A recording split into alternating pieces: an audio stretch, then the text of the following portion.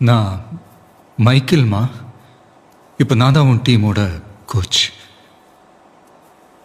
உனக்கு ஒரு இன்ஸ்பைரிங்கான கதை சொல்லணுமே, சொல்லட்டுமா?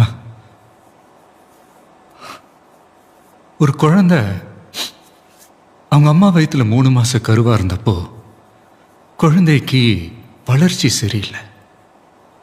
அதை கலைச்சிடலாமான்னு அதோட அம்மா கிட்ட கேட்டாங்களாம். அதுக்கு அந்த அம்மா ஒத்துக்கல.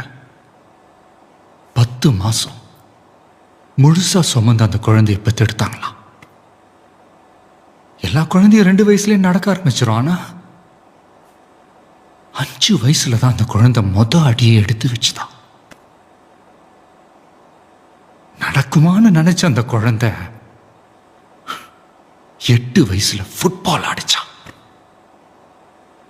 15 வயசுல ஜூனியர்ஸ் லெவல்ல நேஷனல் சாம்பியன்.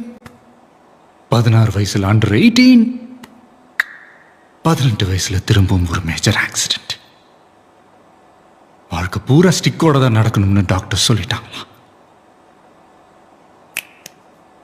அவங்க சொன்னதை எல்லாம் பொய்யாக்கிட்டு திரும்பவும் 6 மாசத்துல அவ கிரவுண்டுக்கு வந்தா.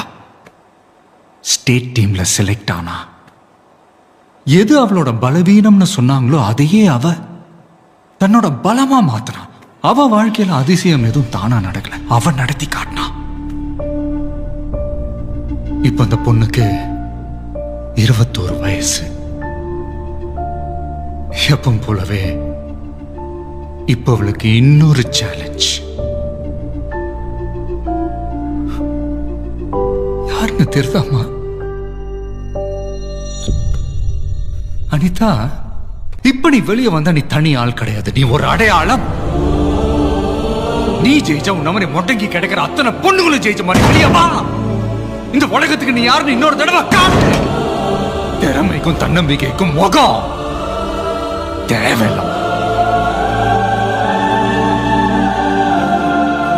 இந்த டிக்கெட்டை நான் இங்க வைக்கிறேன்.